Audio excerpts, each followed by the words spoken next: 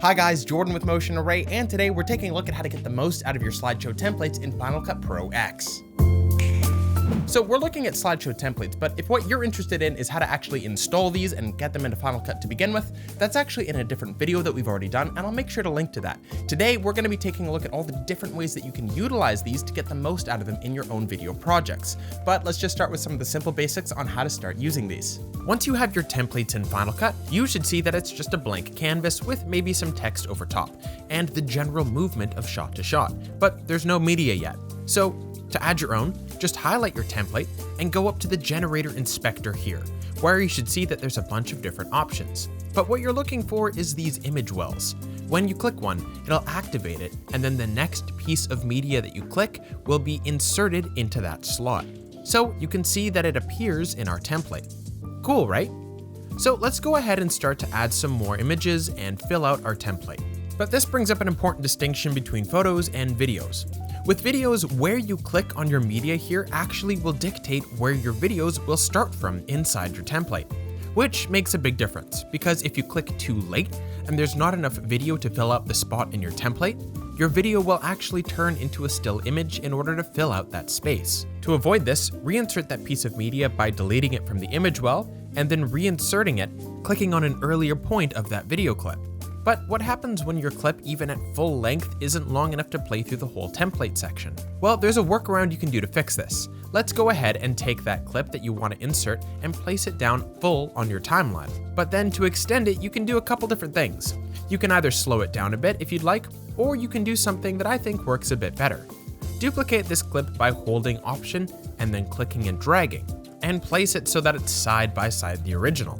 Now hit Command R to bring up the speed options and go down to Custom, and set your clip to play in reverse.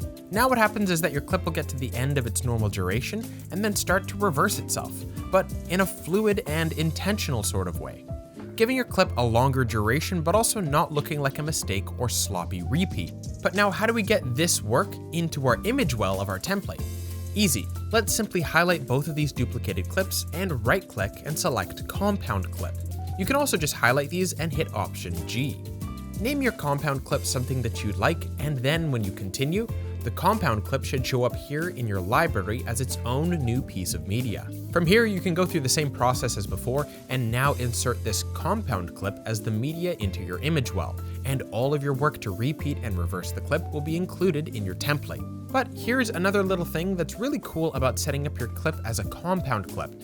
You can actually create sequences inside of your template by doing this. Let's say that there's a slow movement either in or out for your template that looks really nice, but you want to exaggerate it in this one clip. If you've set up your clip as a compound clip, you can take the footage you've got inside of that and keyframe it to zoom in or out.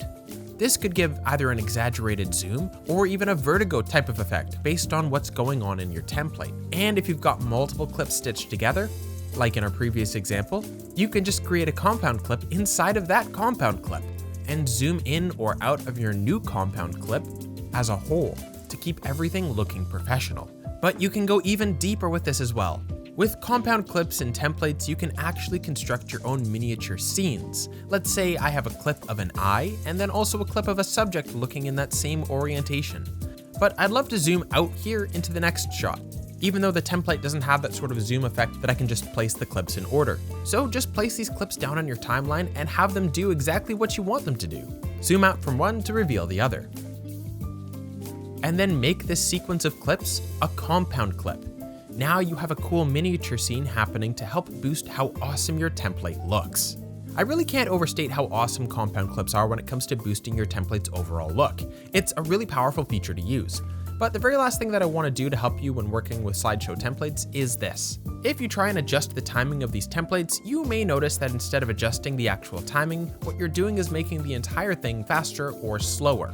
While this can be helpful in some circumstances if you wanted to change the speed of everything, it's not too helpful, for example, if you wanted to cut out a particular section or only use something like the first or last half. So what do? Well, let's use our handy dandy feature of making, you guessed it, a compound clip.